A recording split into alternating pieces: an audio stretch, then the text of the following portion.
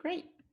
Well, welcome today to our LMS session. This is where we're going to learn how an LMS changes people's lives. That's a pretty big statement to make. And, it was made to get us to think a little bit deeper about this today. I'm going to share my screen and we're going to take a look at a few slides and then do a few more activities tonight. So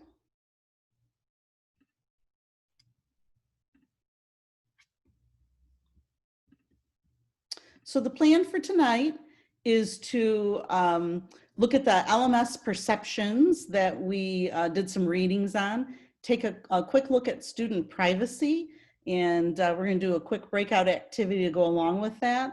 Look at the school to home connections through LMS, look at the LMS adoption. We're going to do an ideation activity, do a little assignment recap, and then the very last thing that I have for tonight is an Elements of Elementary class. I won't be recording it because it is within our LMS. I work for Ann Arbor Public Schools, and I'm not going to sell you the LMS, but we are transitioning to Schoology. And so our teachers have been going through training, and I thought as elementary teachers, you might like to see not what Schoology is, but some of the thinking around setting up your own LMS, because at the end of this week, we're hoping that you're going to have picked one. And sometimes in the elementary level, it's hard to fathom some of the writing and the reading components that we would want littles to do. So I just want to give you a flavor. And so you're more than welcome to stay. If it's not your cup of tea at the very end, you can pop out. But I thought I'd walk you through a couple different really interesting samples and approaches and what an LMS can do at the elementary level. Sound good? Great. So we took a poll. The poll really was trying to get you to think and start narrowing down about how you might organize your online course. So in the spring, we all had emergency remote teaching, and that's what it was. We cobbled together items. We worked on the cell for kids, and we tried to take previous learning, build on that previous learning, and then give them some examples and practice in the spring. But if we find ourselves in the same boat in the fall, we definitely want to have our stuff together a little more. I don't know about you and what your district is saying, but today I am the executive director for technology and instructional technology for Ann Arbor. So I wear two hats. I work on all of the back-end systems, and then I do all of that frontline instructional technology planning. And today the message that came to me was, so we are working on our fall plan, so no longer is it called contingency, and it's a very flexible plan.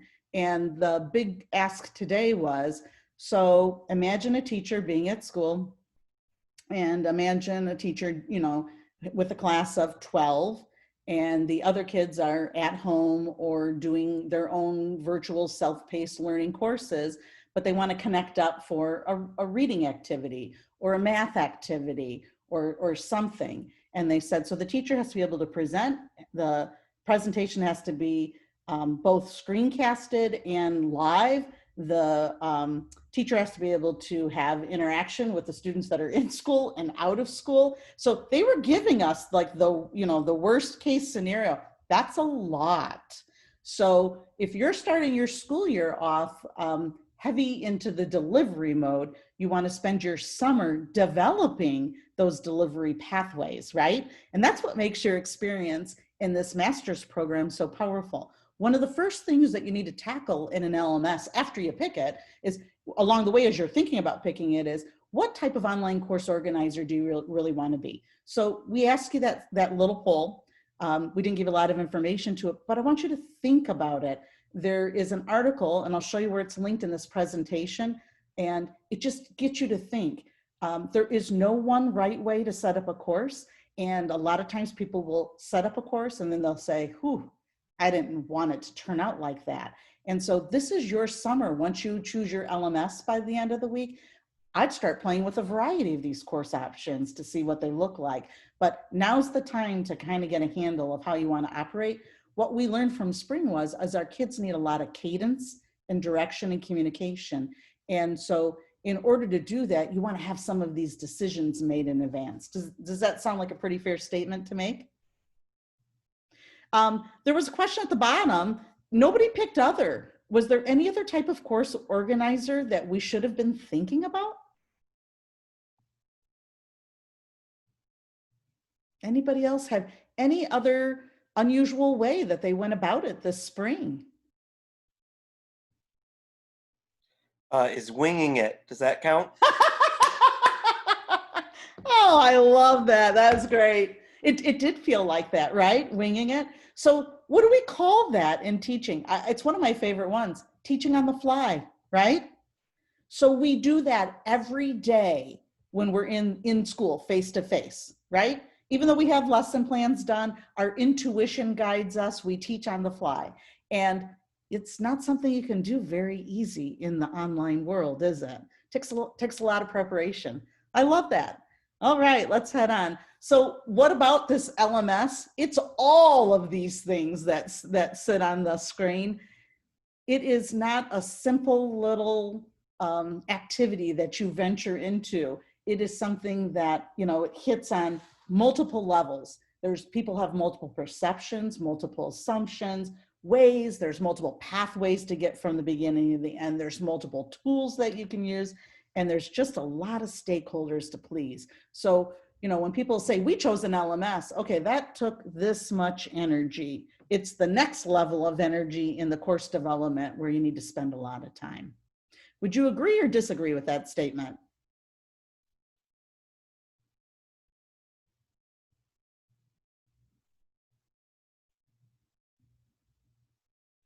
Anybody? Bueller? I don't know if I agree with that, because I find it stressful to try find the right LMS and trying to make sure it has everything that you need, and like almost like buyer's remorse when you get the one that you've picked. Like, is it really going to work? I don't have that tool that I wanted, or I don't know. I think it's just stressful, and knowing that you have the right one that's going to work on step 10 when you're at step 1.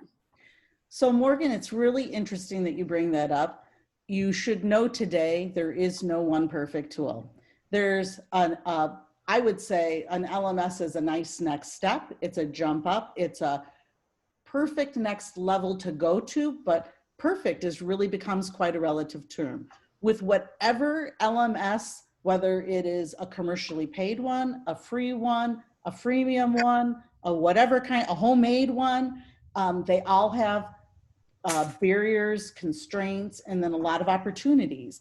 And it's really just harnessing what it has to offer to work within. So not one is perfect. And I'm glad that you shared that. It's kind of stressful. It's funny. It's interesting to hear, you know, one person's take. I always think it's a lovely opportunity, but that's me. I'm not in the classroom right now, and I look at it perhaps from a different set of eyes. Anybody else have anything to add to Morgan's statement, or take it a different direction? I kind of want to add to Morgan's statement. I've been looking at the assignment, and to be honest, I really like Schoology, but our district is a G Suite district. They really want us to use Google Classroom, and they want us all to stay in that same platform, the same LMS together. Mm-hmm. So even though I really like Schoology, and I think that some of those options are definitely more supportive of the social presence model, I'm expected to use Google Classroom, and therefore I chose Google Classroom as the LMS platform, because there's no point in me putting in a lot of time in Schoology when I'm going to have to transition in the fall. So that's something else that I think a lot of people maybe are constrained by their district. Yeah, constraints do come into play, don't they? Daniel, did you want to add? Yeah, so I was looking at this too, and I'm really struggling because, in my opinion, all these LMSs that we're looking at, no matter which one you use, they don't really seem to jive with kindergarten, in my opinion. Like, I see all these different features and things that are available in in Schoology, but I'm looking at that and I'm trying to put it into my kindergarten students' perspective, and I just don't see how, like, it's going, how I'm going to be able to smoothly implement that in the classroom. So what's interesting, Daniel, is, or Dan, however you like to go by. Daniel's fine. Okay. So at the end, I'll share with you some examples of Schoology from a kindergarten perspective, but I also have a really great phone a friend who used to be a kindergarten teacher that I probably could hook you up with to talk a little bit about that next level of tech integration and what it might look like at the kinder level. Because a lot of people talk about the struggles at those lower levels and what kids are ready for versus what's developmentally appropriate versus, you know, the time on tasks, et cetera, et cetera. So I get that. And as I've been going through it too, like, I utilized, before I started the CMU courses, I was using Seesaw. Mhm. And because Seesaw is very, very user friendly, it's very age appropriate for kindergarten.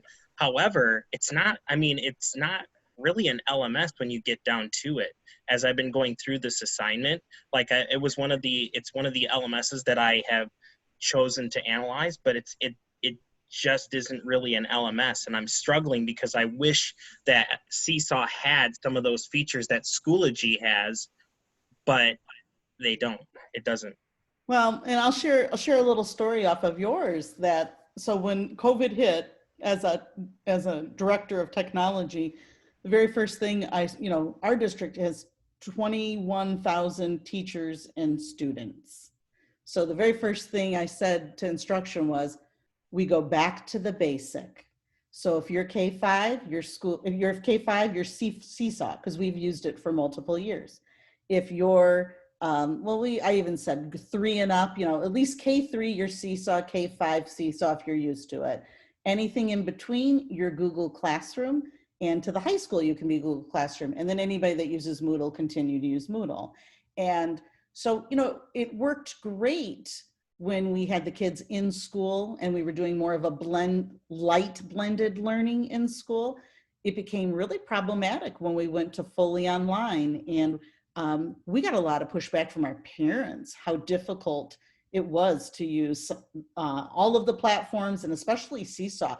Our parents either loved it or hated it, but felt they had to do so much hand-holding that their day was more about being the tech support to doing that Seesaw piece of it. And so as a district, we had to pivot pretty fast. We did the whole LMS review you're doing, and what we ended up choosing as a fit for a variety of levels in our district was Schoology. I'm not selling it. I think there are a lot of great LMSs, but there's a lot of things that go into an LMS decision. Dr. Kellstrom, Yeah. I have a quick question. You guys are going to Schoology. I'm just wondering, do you have a plan for parent training? We are working on it now. So we have about 5,000 kids in summer school. So we're actually testing Schoology. So we ended up making the decision in May, awfully quick. We had been studying LMSs for about the last year and a half, 2 years. And last fall, we actually did a lot of pre-work on it, which was great. So we just opened it back up in the winter. And we sealed our deal in May. Mid-May, the next week in May, we started training 325 teachers for summer school. They're all using it in summer school, not to its full capacity, to a lighter a little more. And we start our teacher training, the full teacher training of 1,200 more teachers, beginning like the 3rd week in July, and it runs all the way through August. We have a light training that we worked with our parents. We're gonna update that, and then we'll start running parent training about mid-August. So school in our district starts August 31st. And so we'll start opening up sessions, and we're gonna try to get our PTOs involved, and a few different creative and innovative ways to do it. I will say, from the kids that are in, it's been well received from our kids. They enjoy having a unified place to go and get information. They like that their materials are there.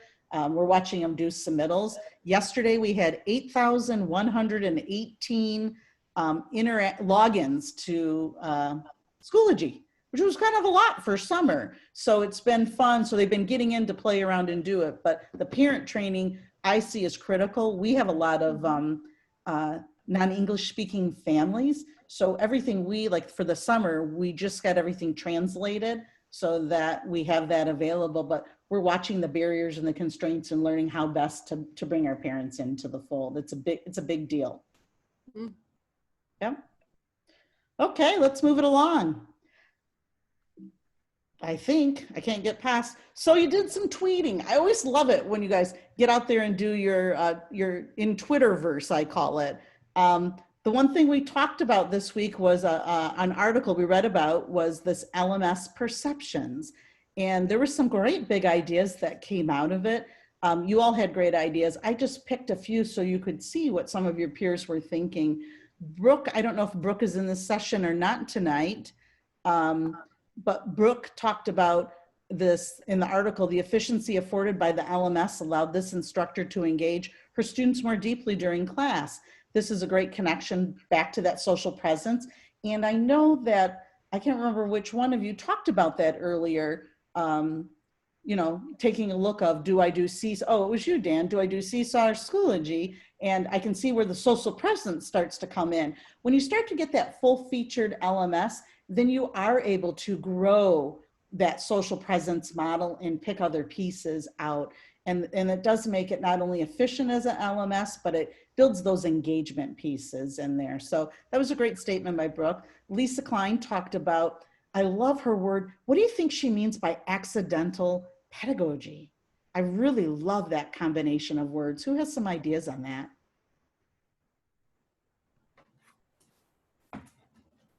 Don't make me call on you.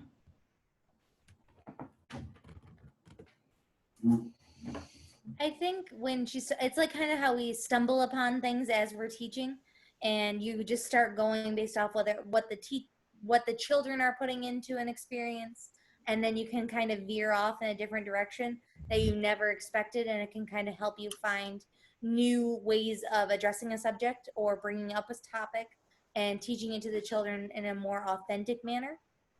Yep, I think you're right. So I've got a frozen computer for a moment, so I'm going to pop out. Who else has something to add to that accidental piece? I really like that. I like the way that that was mentioned. Well, it looks like I have full computer failure while we're doing this. So who else wants to add something to that?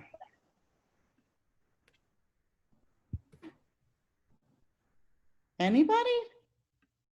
Boy, you're so quiet as a group. Okay, let me get back in. Let me see if I can get back in on this screen. It's nice and frozen.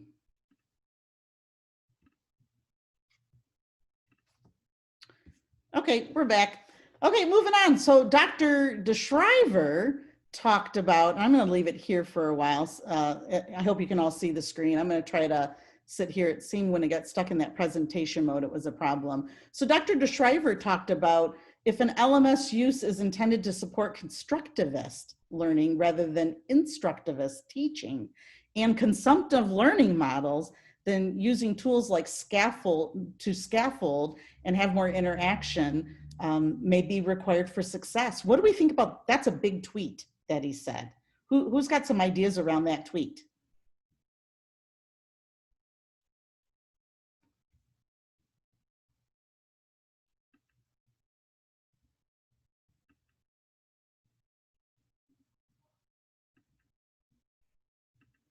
I think it's talking more about it being more student-centered instead of like instructivist, like teachers instructing constantly. Mm-hmm. How would you rate, think about yourselves for a minute. Where do you fit on that scale? You've got, you have, the instructivism down on one side, real teacher driven and heavy. And then on the opposite side, you've got this constructivist viewpoint that's a little more open pathways, variety of ways to get there, not always driven by the teacher. Dan? I feel like at the beginning of the year, I am more instructivist because, it's really a lot of sit and give. especially when it comes to procedures, understanding how school works. And then as the students are building those skills, developing those skills, then I can sort of open up a more inquiry-based model. But in kindergarten, it is just a lot of drill and routines and expectations. And then as the year goes on, I like to give that student-centered option. I like to give back to the students, give them more ownership as the year goes on. Great. I think that's a great way to describe it. Does that instructivist a point of view, does it change as the grade levels go up? Who's fourth or fifth grade here? Anybody? So talk to us at that level. Do you find yourself, where do you find yourself on that continuum of instructional practice? Yeah, so I teach fourth grade, and I think that similarly to Dan, I feel like I lean more towards instructivist, but it's interesting talking about LMSs, because that's really, even early on, where I feel like we can really get into those projects, that inquiry-based thinking, because it just allows students to collaborate so much more easily. It allows research, it allows a lot more student-driven activities, and so it's kind of works perfectly with our, we have Schoology as well, and it works perfectly. We have Google as well, Google Docs. And so I think that integrating technology at least helps me. I mean, obviously there's scaffolding, you can't just throw them in it and say, okay, I'm not in charge anymore, but I think that it's really helpful. So, Great. Yeah. Great point to make. Anybody else want to add something to it? I think it's easy and super comfortable to be an instructionalist. And students like to depend on you and constantly look at you to tell them what to do. I think it takes a real skill set to get to that point as a teacher where you're able to let kids fail, not hover over them, and tell them exactly what choices to make. And based on driving in ice in Michigan, and this is a random side note, I know that you have to experience the learning because someone tells you not to slam on your brakes on ice. You know what I mean? Like that experience will never leave me, but someone can't tell you, you have to actually do it. So an interesting point that I heard from somebody when we went to our COVID teaching, they were, oh, thank God it happened in March. And so there were a couple reasons why it happened in March, right? The first one was, so any curriculum I get in past spring break is just golden, check.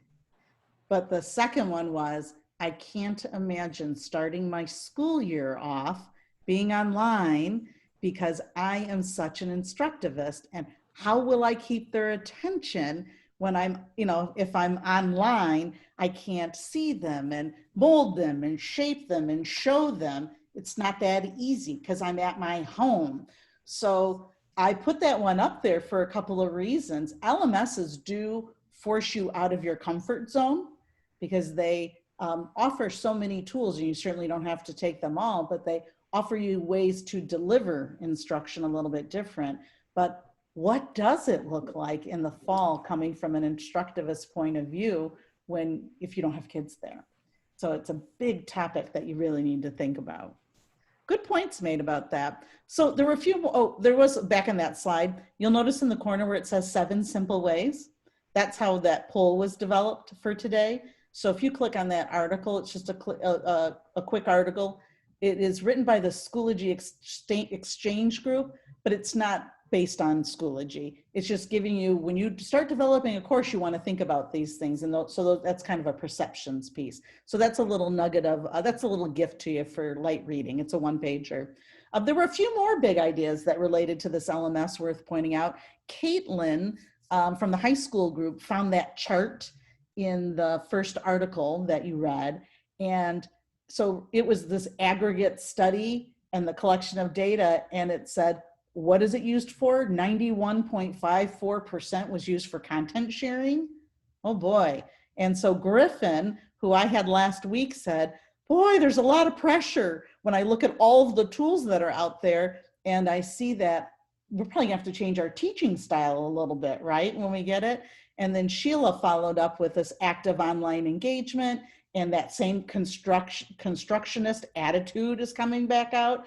And we got to get away from that simple transmission. So what do those perceptions, what do they make you think a little bit more about?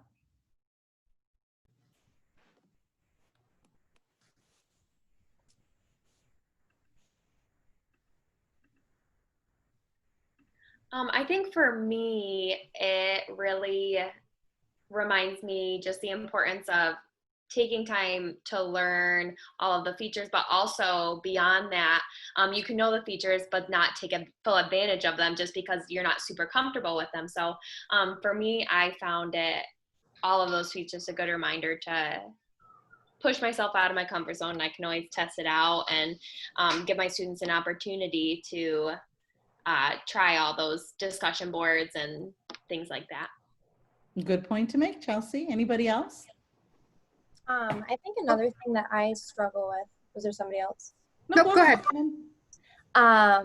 Is, I mean, I teach 5th grade, but just teaching those soft skills. So I feel like this past year, content sharing was a huge part of, we use Schoology, just like pushing those things out to students. But I feel like a huge part of school and interacting with one another is learning like how to problem solve with a group and things like that. So trying to rethink about how I can use an LMS to create those connections and create those teachable moments, hopefully in some type of structured way in the future. Yeah.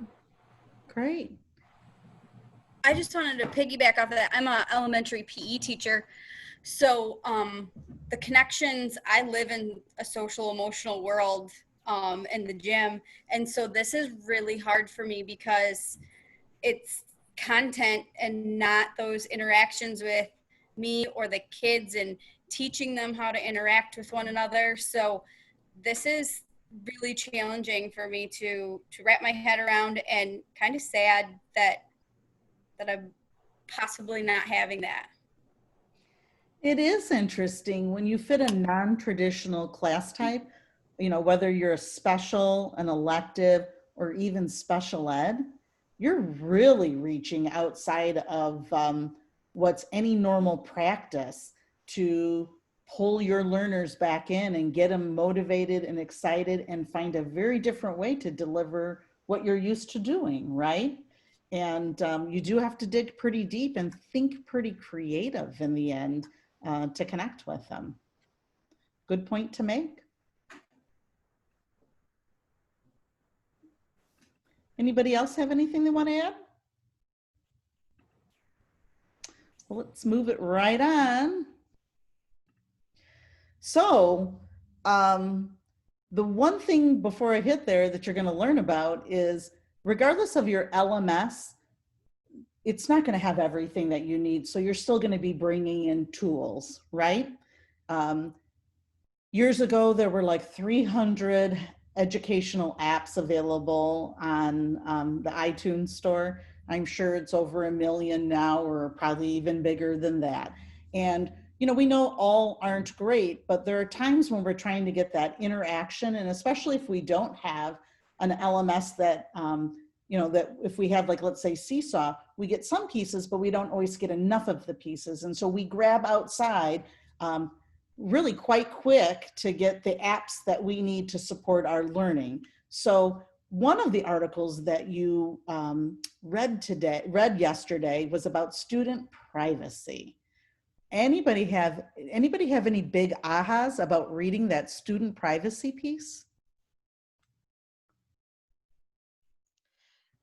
I just kind of worry about all of the things that we had our students log into. Like it seemed like all sorts of different applications were like, try our free stuff, try our free stuff.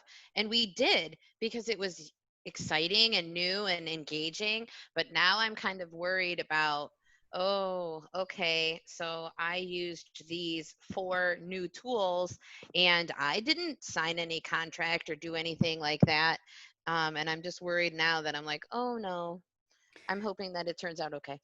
So Elaine, you should be me as the director of technology. I lost sleep every single night every day I was going to sue a different company, because I would get 30 or 40 emails like, hey, I found this app, I want to try it. Your kids are under 13, you can't do that. And I would be, I'm all for creativity and innovation and connections and everything that makes good learning, but there's also something called the law that we have to follow, and we don't usually make decisions on a moment's notice, right? And so we would talk to people, and I'll use this one, and I hope I don't get in trouble by Zoom, but Zoom broke the law. So in our district, we did not use Zoom with our students. We used Google Meet because it couldn't pass the security and privacy rules that we have set as a district. And so every day I had to fight with everybody in the district, and every day everybody's going, but everybody does it on Facebook, and everybody's breaking the rules when they put their class pictures on Facebook, and so I would just keep going on. And then the lawsuits started coming out for Zoom, and I'm like, I told you this, it's like, you don't want to sound like I told you so. And of course it did. Zoom was originally intended as an enterprise. It was never intended as an K-12 educational sector product. And it's great for higher ed. What do they all have in common? People over 18, right? So student privacy and security are big deals. Anybody else have some feelings like Elaine after reading that article? I guess, go ahead. I was just gonna say, like, I looking at all the different ways that these third-party companies can take information from students, even if it's not their identification information, like the amount of time that they use their product, how well they're using the product, how they're doing on academically. They can all use that information for marketing purposes if a district doesn't actually set within their agreement ahead of time that you cannot use this information. And that just kind of was like a moment. Like, I'd never heard of anything like this through my district. They never mentioned anything to us about, be careful about signing certain terms of service or whatever else. And so it was just a huge, big, wide eye opener. How many people like Dan, and myself, I used to click the button all the time, right? Oh yeah, sure, I agree to those terms of service. You bet, ready to go. Or your peers would say to you, hey, I was on Facebook last night. I saw this really cool app. Let's give it a try tomorrow, right? For second graders. So our district is big. I employ a chief information security officer that I meet with once a month to go through all of the privacy, security, student demands on our system to verify that we have met. So when people during COVID would say, hey, I want this app, I go, yep, I've made a list. We've taken all of the terms of service, they call it TOS. They're like, what? Yeah, each product has a terms of service and an agreement, and it has to go. We send ours to our security officer to verify student privacy isn't, jeopardized. And they were just, wow, this is way too much, but can I still use the app? It's really good. And so those were the conversations. So I want to put you in breakout rooms. I'm going to stop sharing for a moment. And I want you to continue to have a conversation about what kind of process have you used in the past to vet your apps and guarantee that they're okay for kids under 13, because everybody in this space, we all have one law that we have to live by. And, the Protection Act. And so I'm curious to have you talk about 10 minutes as a group, how you've dealt with it in the past and what you're thinking of. And then when you come back, I'm going to ask you a quiz to see how you did. So let me, I'm going to put you in breakout rooms. I'm going to assign them on their own. So I'm going to put 6 people in a group. That gives us, great. So I'll see you in about 10 minutes, and I'll send you a little message when we're getting close. So look for your room.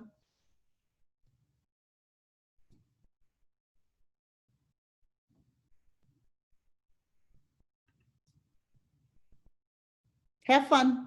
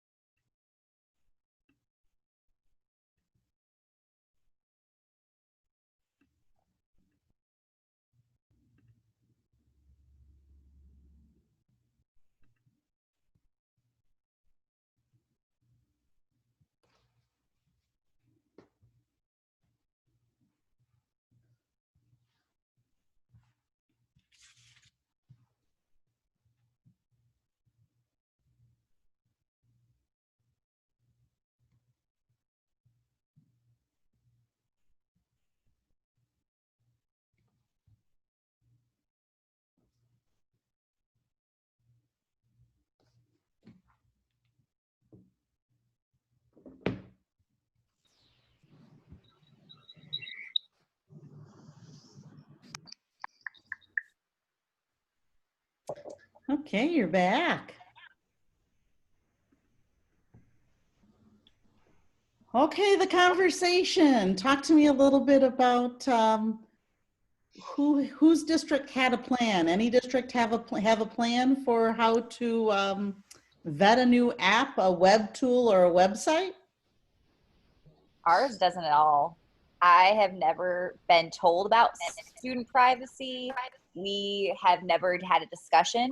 Literally, in new teacher orientation, the 3 years I've been in the district, no training on what's FERPA compliant, what is it. It's just kind of like learn as you go. No one actually teaches you, which then leads you to just use whatever works. And we're trying to reinvent our district, so anything that's new and innovative, they're actually like all for you using. So there's been zero way for us to vet any app, anything we've been using. So reading all those articles was like mind blowing for me, because I was like, I don't know if we're doing the right thing. Like I was using Zoom, not knowing that it wasn't FERPA compliant. And then halfway through COVID, that's when our district was like, oh, by the way, Zoom is bad. Literally halfway through, my parents are so used to it. My kids are used to it. You know, all the kids who used it, their parents agreed to let them sign up for it. And so I just kept using it, knowing it wasn't, just because with how stressed out parents were, it would be too much to switch that close to the end of the school year. But yeah, our district has zero vetting process whatsoever. So just as what Ashley described, raise your hand if your district fits the same protocol.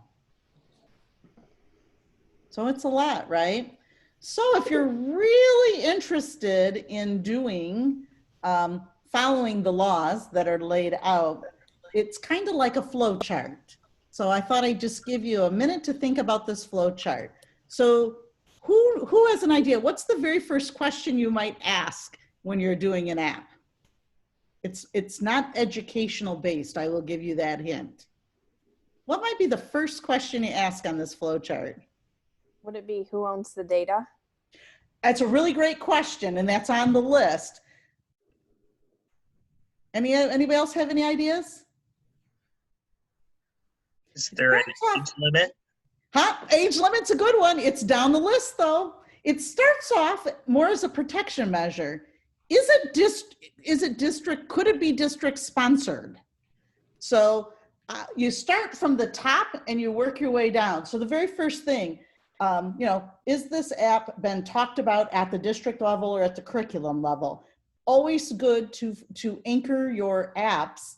I've always said less is better. Use less apps with deeper usage. Get your kids into it, using it, pairing it as appropriately.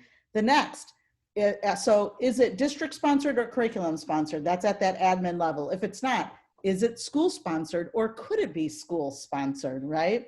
Then you start moving down. Are there district protocols? Ashley, it's the very first thing Ashley said. We have no district protocols. So are there any district protocols for using apps, web tools, or websites?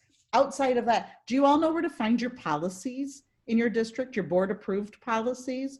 So pretty much every district, whether you know it or not, there's a whole bunch of board policies, and usually something relates to internet or technology usage. That's a good place to start too. And then the next question you ask is what Dan asked. Are my kids under 13 years old? That's a question that's really up high there. Because if your kids are under 13, then you really have to dig in deep. If your kids are over 13, then Ashley, people do just like what you said. Everybody wants to be innovative, right? When you're innovative, it does come with a little risk. Well, you can risk a little more when the kids are over 13. Because under 13, what do we need from parents? What did we all learn from the article that we need from parents? Permission, consent, permission. I don't know if you've ever clicked on your terms of agreement, like Edpuzzle, I'll use it as an example. It's a fine app, right? Gets kids engaged. It's got a little interaction. You can track some of the data, and they actually have a sheet that says get parental consent. So if you go on there, there's a form, and you would get it filled out. So under 13, you need consent if you're going to use an app, unless your district is sponsoring it, then the district assumes the consent piece. So that's why you ask that district piece right up front and that curriculum piece, because you can be umbrellaed under a rule where the district sponsors it. And that becomes a really important thing to do. Somebody mentioned FERPA. What does FERPA have to do with an app?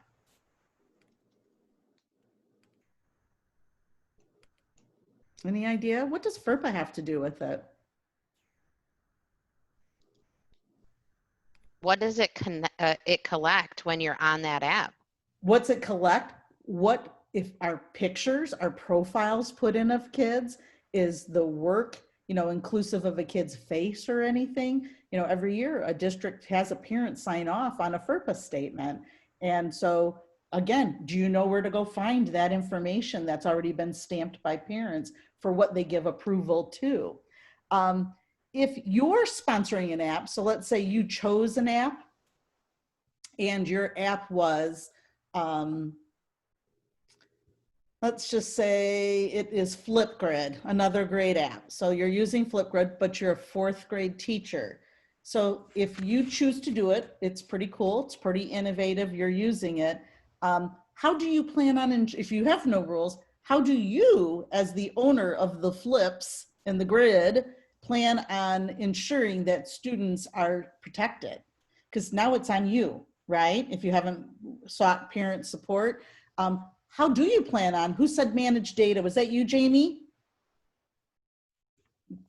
Jamie, were you the one that said manage the data? How are you gonna, who owns the data? Who owns the data? Yeah. So now as the owner of the app, because you didn't have school or district sponsorship, you now own the data.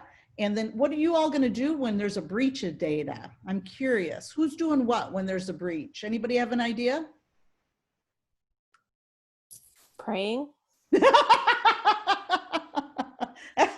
That is a good answer. I love that answer. So you're responsible for that breach. So you have to report it. Do you know who you report it to? Yeah, I didn't think so. And then how do you plan on deleting all the data out? Like, you know how sometimes you'll find an app and then you abandon it, right? I've done that before, right? I've signed everybody up. We used it for like 2 activities. It wasn't deep enough. And so we abandoned it. That data sits out there. And so that data has to be deleted. And those are all the things that your tech department does every year that nobody knows about. And so we go through the breach pieces, the terms of service, we, you know, archive the data or delete the data. And so getting into like web tools and apps and adding on pieces, that's why that privacy piece is so very important. And why I wanted you to read that article this week and have an understanding. Now, in the same token, don't be scared off. You know, your world is not going to end if something bad happens, but it's really wise to keep people in your district informed, your principal, your curriculum, your technology, work in partnership with them. So you work as a team. It's better to know up front. I always like it when I know things up front, because then, you know, if you have to clean up a mess or you have to work through an issue, then you already know, you've already anticipated some of the problems. But privacy is a big deal. And pretty much everybody in the whole world broke about a bazillion laws related to everything that was privacy. And we get a pass, we get 1 free pass, which was spring, but we can't continue with that free pass. We have to actually use some intelligence and our research and the laws to guide us as we move forward. So I just really wanted to throw that. It's a big thing to throw out there. I'm gonna go ahead and share my screen again so we can get back into a few more slides and then break into another group of work. So here's the chart that goes with the activity that you just did. I'd recommend these are all clickable links, the FERPA, the SIPA, the COPA, and supports. I would, you know, post that up somewhere and make a copy of what that information or the article that we had you read. Those are important pieces to remember and have discussions over. Each time you start bringing in apps and integrate them into your system, it's just really important to be considerate of. Okay, we're moving on. So the big, oops, missed a few in there. My little computer is it's having its last nerve tonight for some reason. So here we are, the last piece of the readings dealt with the school to home connection. And again, there were a few different tweets related to the school to home connection. Any of them resonate with you that you agreed with and or disagreed with?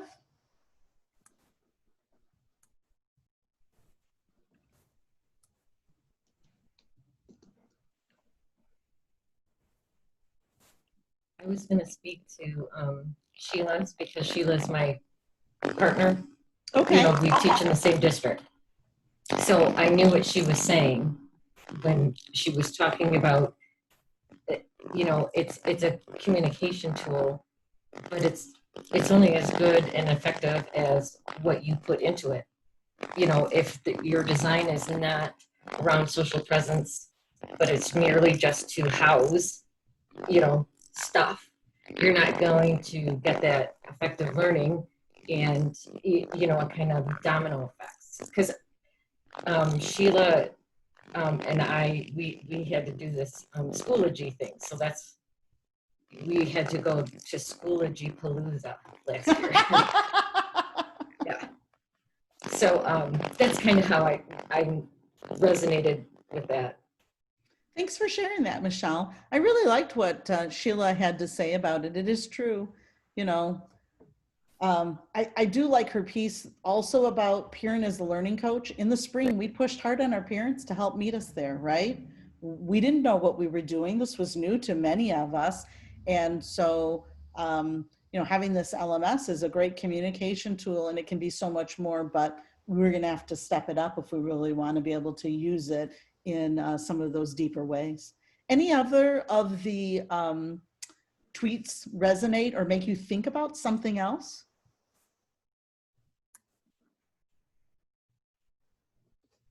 Mike's tweet kind of hit a nerve.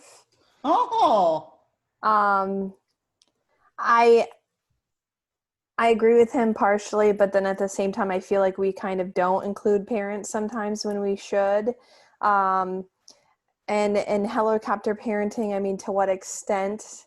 Because this is the parents' opportunity to get them ready for college. So right now is our opportunity to work with them, teach them, stay on top of them, but not everybody has that as a parent. Not everybody has that mindset either.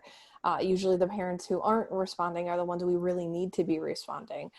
So anyway, so that one, I just read that and I was like, oh, but I want to know more about my kid. You know what I mean? So it is. That one was a little touchy, wasn't it? It people either liked it or didn't like it, I felt. I think we have to be mindful of meaningful communication, not just inundating parents with trivial things or just a lot of different little bits and pieces, because then when something is really big that we want them to know about, they might just skim past it because they're getting so many emails, so many ways that we are trying to connect with them. So That's narrowing great. the focus a little bit to what we really want them to have. And that's a great point. We did a little data analysis because our parents started really pushing back on us, like, stop telling us so much. You know, we wanted to bring them along the way. We had parents that were getting between 25 and 31 emails a week from all the different people in our district. Now, that either says we love them a lot or we didn't feel comfortable, like they, you know, had enough and could do enough with it. And that was one of our goals as we started to adopt a LMS, is we would go with more of a unified communication plan and figure out how we did a daily digest or did a, you know, an instructional piece or put people on days, because 31 was an awful lot of emails. And then if you multiply it times 3 kids, I mean, that's almost 100 emails to digest in. That's an awful lot for a family to take in. So how do you find that meaningful, right, you know, moment of communication? I really liked Vina's. She talked about cultural differences. Does that one strike a chord to anybody? We see that in my district. We have a very diverse population, but how about the rest of you? Does that one strike a chord with you? To me, unfortunately, I don't think about it enough. So that's kind of a good reminder as to I need to be thinking about those few students in my classroom that associate with that, maybe don't go home and speak English at home. But I don't have that in my classroom as prevalent as other districts do. So yeah, I want to make sure that it's hard though. Like, how do you communicate with those people? And I know like parent teacher conferences, they usually have a translator come in. So how do you do that online? Kind of and it really is. I will say we're lucky in Ann Arbor. We have, you know, a very robust EL support group, whether they're internal or external. So anytime we create communications or how-to guides for families, the first thing it goes is right into 6 languages. So we create it and then we just send it off and it magically comes back all ready to go. But that's not a luxury that everybody has. And, you know, so definitely our population, we have to have that. But even if you have 1 or 2, you still need to have it, but you don't have the resources to make that happen. So that becomes, when you're remote and you're virtual or online, it does become a big barrier, a constraint in moving students forward. Yep, I thought that one to me resonated just because that's the world that we live in, I live in. We're gonna move on. Something I did with the last group, I don't know if any of your other professors have talked about this. Has anybody ever heard anything about the Stanford D School? Anybody? So when we built this course, we actually built it off this framework. When we were shortened a week, you missed out on the empathizing. So that's why we had you do that one article at the beginning to gather that empathy from you know, your student's point of view. Last week, we were big into definition about what this social presence, what is it? I mean, we knew what it was, we probably just didn't know all the fancy terms or jargon that went with it, right? And this week's really about an ideation where you're brainstorming and coming up with creative solutions, because you're gonna get down to this one LMS, whether you choose it or not. So if you're in class, if your district hasn't mandated you, then you're getting to choose one. If your district's mandating you, then you're going to become creative with solutions to fit your grade level, your service delivery area, or, you know, the plentitude of tools or the lack of tools that you get as supports to get this done. And so this ideation is a wonderful area to, you know, a place to be sharing ideas, to be coming up with a lot of divergent, very web-like, out in left field, all over thinking, and then also convergent thinking where you're pulling it all back together and suspending judgment along the way. And so I can send you a link, since you weren't here, I wasn't with you last week, to kind of give you a little information on this D-School. It's a great way to design course, because it makes you empathize to get to all your stakeholder levels. Then you start defining the different areas of your course. You brainstorm how you want it to be, you prototype it, and then you find out like, hey, this might not work with my second graders. And then you start over, you go backwards a little bit. It's a wonderful way to progress and build a course instead of just going, I think I'll try this. I think I'll try this. You know, that's something you do on August 31st, but in the summer, you have time to kind of play it out. And so we're gonna have you do a little activity, and just one more activity in just a moment. And it's around the word of LMS adoption. So sometimes we get to choose our LMS, and sometimes our LMS is chosen for us, just like all the other things in life that we come about. There were 3 tweets that I'm bringing to the table for you guys to look at for a minute. Tiffany Richardson talked about the feasibility, the inconsistency in LMS. So, you know, there's always been talk on the table, we should let our K2 group do 1 LMS. We should let our grades 3 through 5 do another, or 3 through 8 do one, and then the high schoolers do one. And Tiffany raises a great point. So there's no selected platform that everyone understands, and people use a handful of systems, and it causes mass confusion. And that's something we found that happened in our district this spring when we let everybody partition off by grade ranges. It sounded great on paper, and it gave autonomy to people and a comfortableness to people, but for the other stakeholders involved, it really created some mass confusion. Sarah Greaves talked about concluding that the data that was all mentioned last week and tying it to the social presence, that LMSs, you know, the goals of learning and working through, there's this strong tie to that teacher presence. Thus why we spent a lot of time studying social presence last week. And then Lisa Klein talked about one about getting outside of our traditional paradigms. Do you agree with these or not?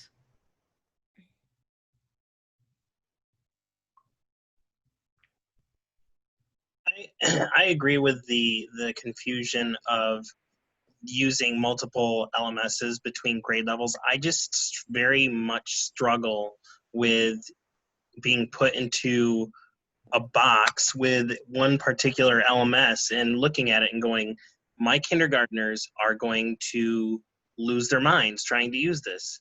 And so I really struggle with that. And I'm in one of the districts that we are being told that next year we're going to have to go to Google Classroom, and I'm not looking forward to it because I think that it's not age appropriate for kindergarten, and I'm not really sure at this point how I'm formulating a plan, but it's still. That's a good way to describe it. I'm formulating a plan. Anybody else want to add on to Dan's or make another, another statement about this whole LMS adoption business? I think he has a really good point, because K-12 is such, like, that's like big. It's huge. How do you pick one thing for everyone?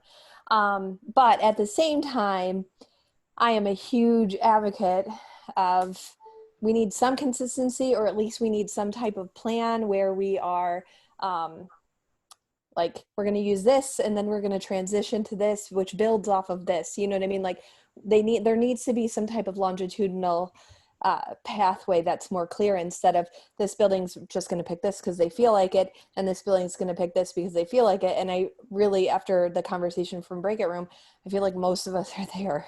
Yeah, it's a good point. Good point to make, Jamie. Anybody else want to share something? I think too, it's amazing like how inconsistent even within a school it can be if you are all using the same LMS. So some teachers use it like super strongly and then others don't. And I think even like within grade level, so that too can be confusing for not only the kids, but then the parents, especially if your district says you're using your LMS, that should be your communication. But then some teachers still decide, well, I'm going to communicate this way. And that's hard too. So I think getting everybody to actually be consistent is hard, because certain teachers and a lot of teachers in general just can be really set in their own ways. And so it's hard to kind of break that mold. You know, they say that a happy teacher is one that has some autonomy, you know, so that they can, you know, do their thing, what they've been trained about, what their intuition said, what their specialties areas are, what their passions are. But there's this balance between autonomy and some level of compliance, even though this isn't related to assessment or testing. But how do you strike that middle chord where, you know, people have a good cadence of what's coming and can anticipate it, and then you could use your professional practice, you know, with your students to do those autonomous things that, you know, really make their experience deepened and satisfied, and your world satisfied. It's a really tough spot to be in to try to balance it all, right? I think like I agree with you. I think that the biggest issue though is the lack of training. I know that when I got hired into our district, there was no training. They didn't say, here's how you do it.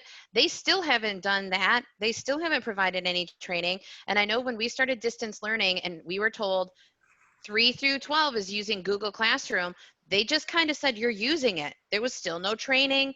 And a lot of teachers were really uncomfortable and really unhappy. I mean, and I think that if you want people to be compliant across the board and really consistent, districts have to stop doing that, like throwing it at us and going, figure it out, or doing a crash course. Like what did you call it? School out, Lollapalooza or Yeah, Schoolapalooza or something. yeah.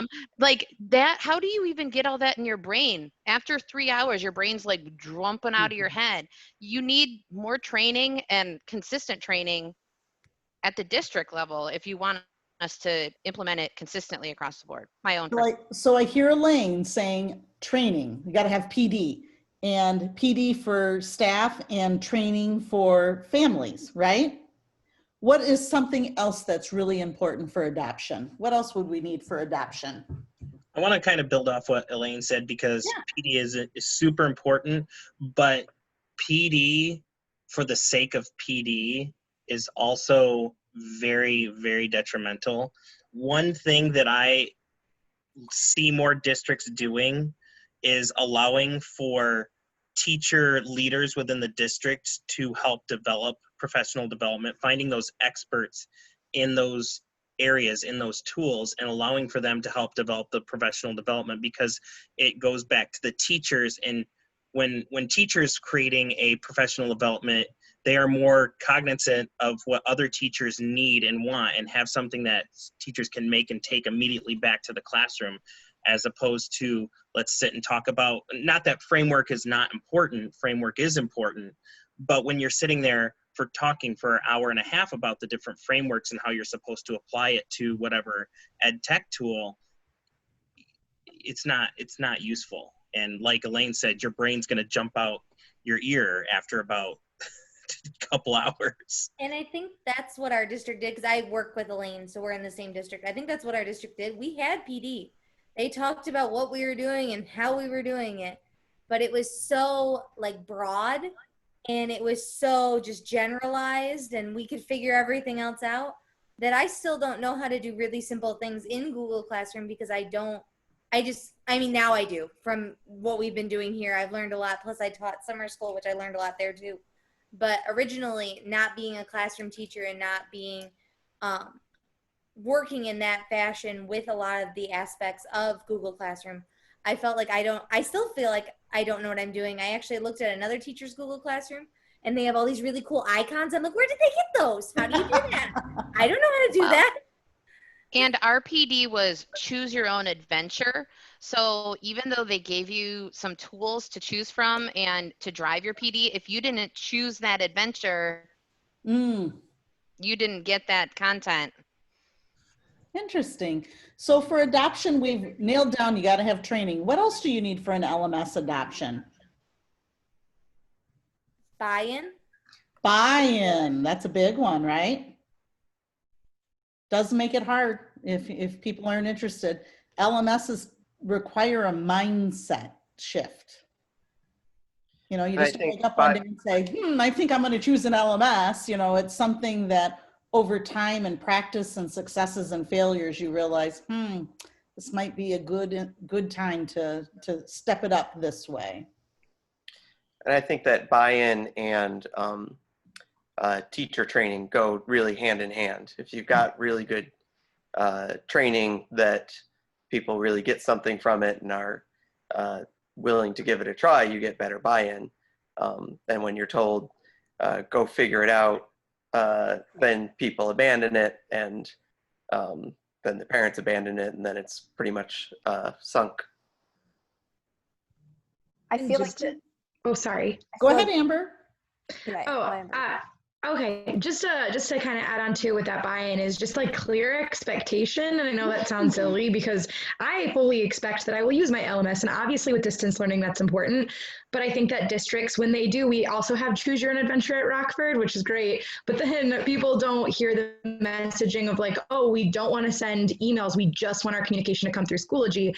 So I feel like teachers will have buy-in as long as they know what they need to do, as well as like I need to set up clear expectations for families of like, this is where my newsletters will be, this is where the parent folder will be, this is how much you should be checking, and this is where you can find the things. I feel like buy-in is a lot easier once people know what's going on, because we have people in our district that I feel like don't use Schoology at all by choice, but they should be. So it's just, yeah, I just feel like I don't think they're trying to break the rules, but then it becomes inconsistent for, you know, a student going through our process, and like one teacher uses it and one teacher doesn't. So correct. Yeah. And we hear that from parents all the time. you said we would, and this is what we're experiencing. And that is difficult when you have the difference between the two. I think these things have to be figured out because it's creating a huge inequity issue. Equity and inequity. Yeah, because when we went to Google Class, or when we went to this shutdown, we had teachers who if, and it's not their fault if they don't have the support, but if they knew nothing, their kids knew nothing, it was like being in the dark. And then we had teachers who were using Google Classroom who they already had the and actually we had one grade level who was like super thriving. Shout out to Helen Craig. She's on this call tonight. She was, yep, I see her name. She was part of that. Yeah. Who thrived because they had things put in place. And so I saw, even in just grade levels, this huge inequity piece, and it just broke my heart. That's a really great point to bring up. What else goes into an LMS adoption?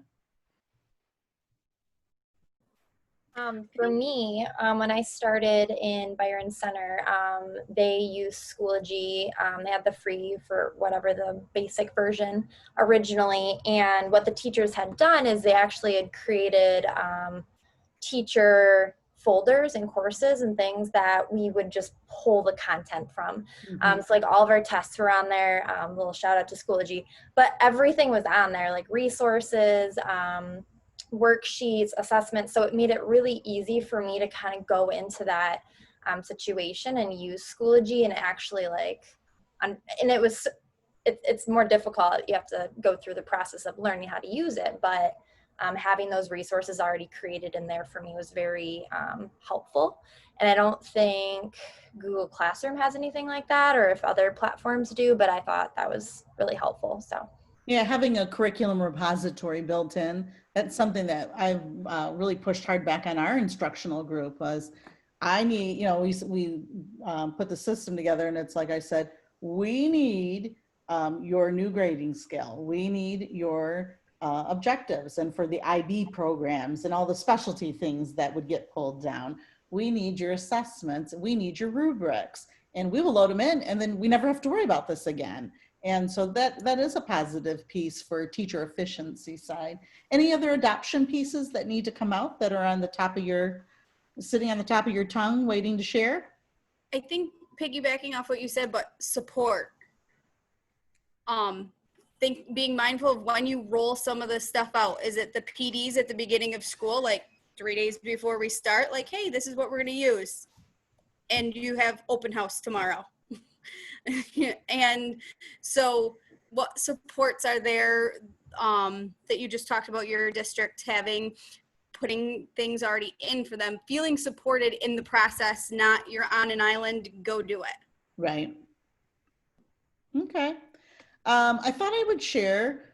So we obviously aren't going to go into the breakout. I knew we probably wouldn't have time. So we actually did the activity a little bit together. So we came up with a nice little adoption list that you could use if you were trying to bring in a system or share it with your principal or communicate to parents to kind of let them know. So that was kind of a little brainstorming.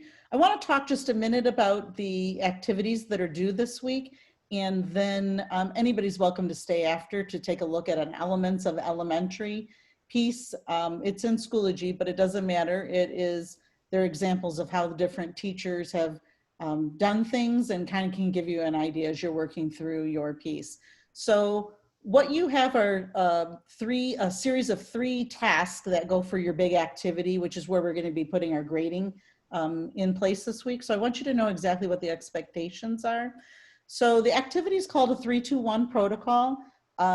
It is what it is. Pick 3, pick 2, pick 1.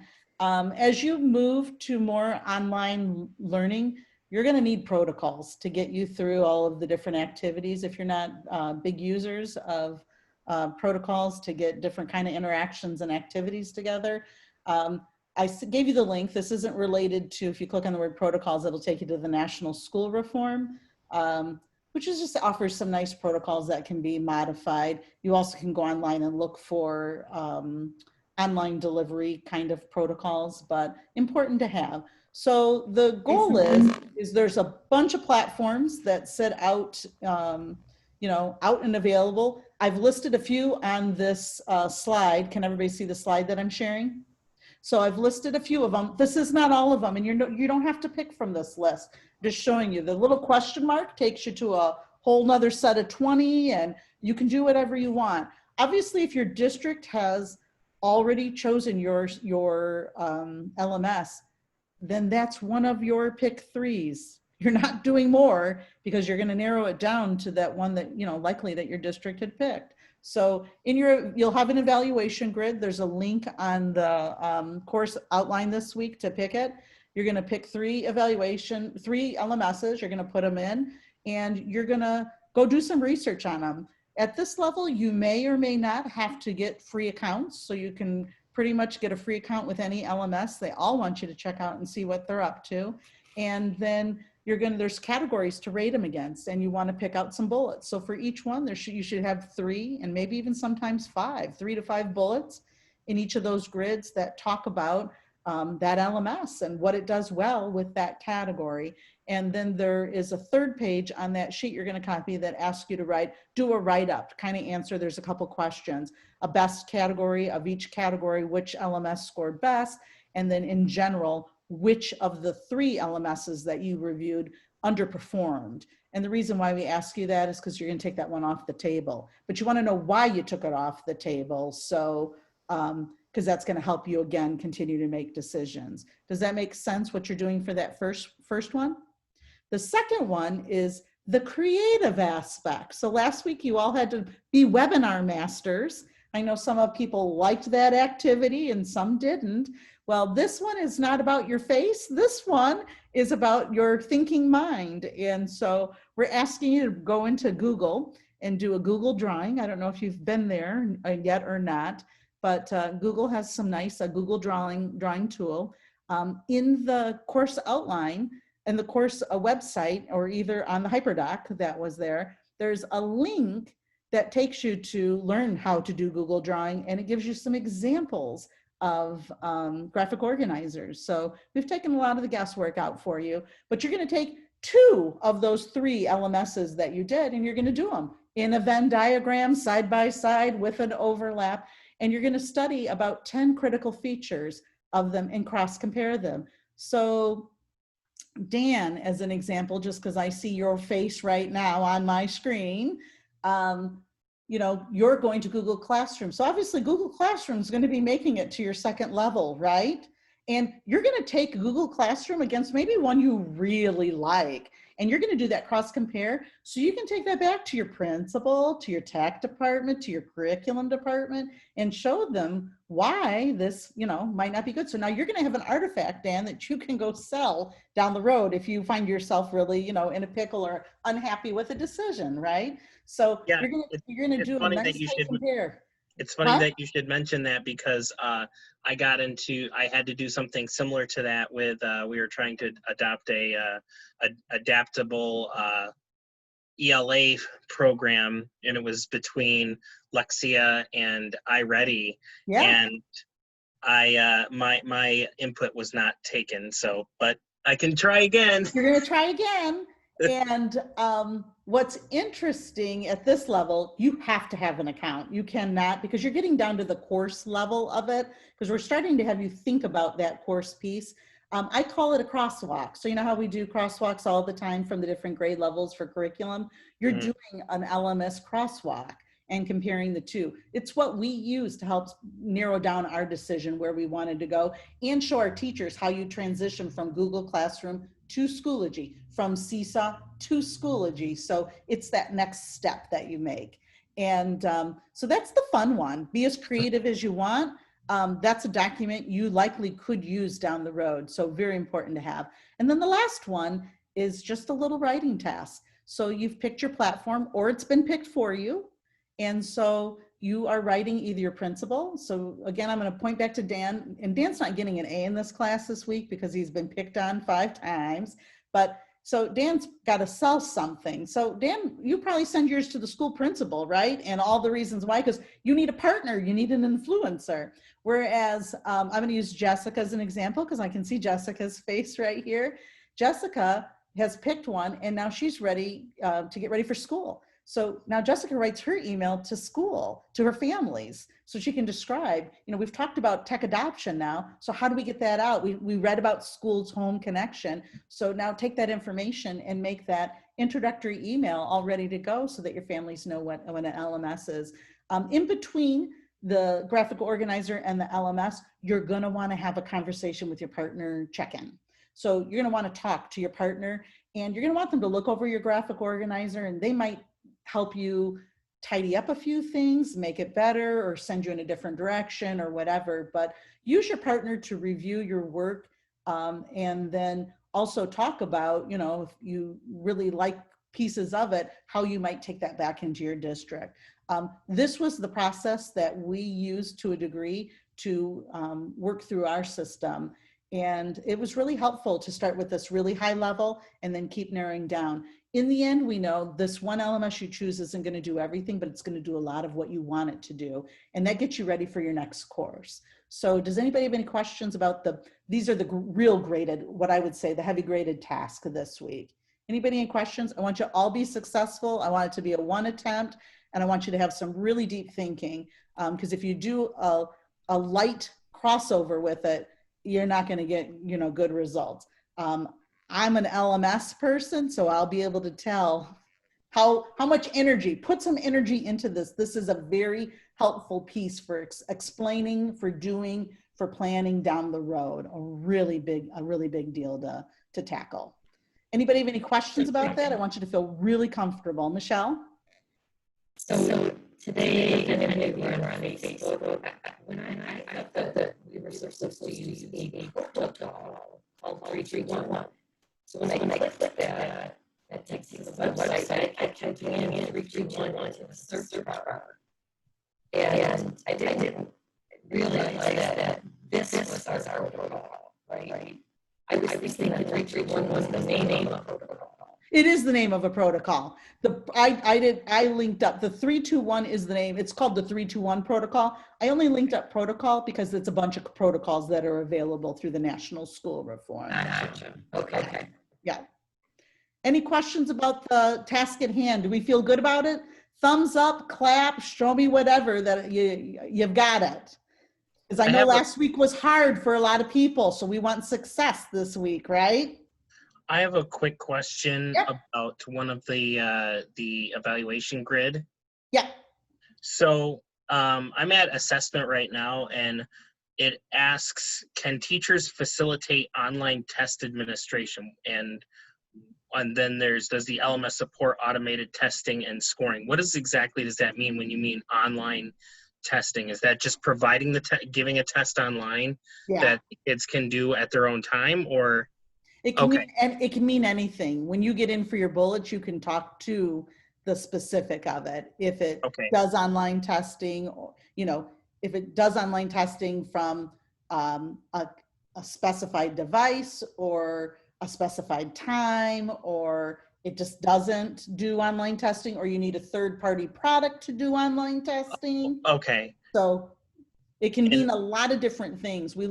You know, when I read them, I'm looking at the bullets to see that you've explored. We don't expect that all of them are going to hit everything, but you know, you'll have some carryover. So think of it more as assessment in general.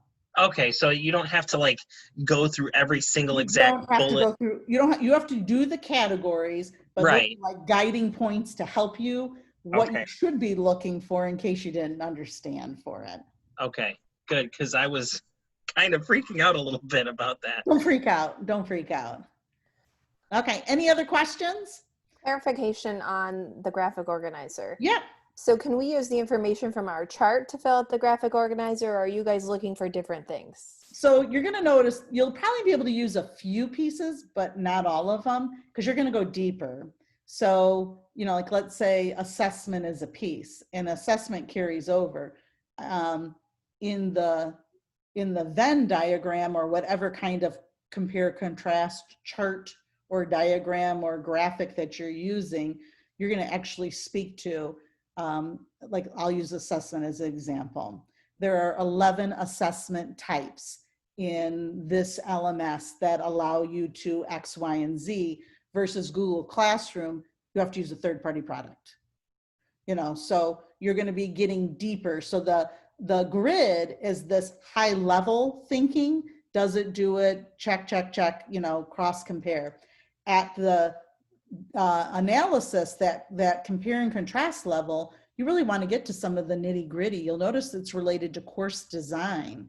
The grid is like, is this available or isn't it available, and what would it look like? Down at that next level, it's like, give me real explanations of how it would be used in the course design, delivery, etc. So through teachers' eyes, definitely that graphic organizer. Make sense? Right. Any other questions about it? I wanted to ask, just for clarity, there's just been back and forth. We're working with you this week, right? Yes. You'll be grading our materials? Yes. But in the beginning of our last Zoom, we like filled out a name list. Do you need anything like that, or are you just going based off who's all elementary? We have, I'll just use the student list that appears, and we've shared out your feedback forms between the different professors. So I'll just pop in probably in the next day or so and put the grid up there that I'll be rating over. Mine might look different. The way we grade will be the same. It just might visibly look different. I always try to look at modeling what, if I was a teacher, what I would want to do. So like, I don't know how Ashley did it in the end last week, but I did mine in more of a table format, and it was the same points and everything broken up. But I know like Dr. DeShriver kind of just had the bullets and then wrote underneath. Well, you know, he teaches college all the time. I work in K-12, and I'm like, well, I want them to see how it breaks out piece by piece. And so, you know, you'll get, I'll pop in the grid so you can see what you'll be evaluated over. But the points that are listed are what you're getting evaluated over. There's no other, you're not getting points for beauty or any of those other things. It's, you know, the real core content. And so if you have questions after tonight through till submittal, send them to me and I'll help, you know, work through everything. But, you know, use your partners, make your best guess. Worst case scenario, like I tell everybody, if you're, you know, in the end, if you know, missed the mark or didn't quite understand, you can always redo anything. I mean, we're looking for mastery. We want you to be, you know, to build a skill set. This is not a trickery course. This is, you know, practice and get better. And so we're always in the mode of yet. I'm not quite there yet, but I will be, right, one day. So put your best guess and best foot forward, and we'll work through it. Okay, I am going to stop sharing my screen for just a minute, and I'm going to stop the recording.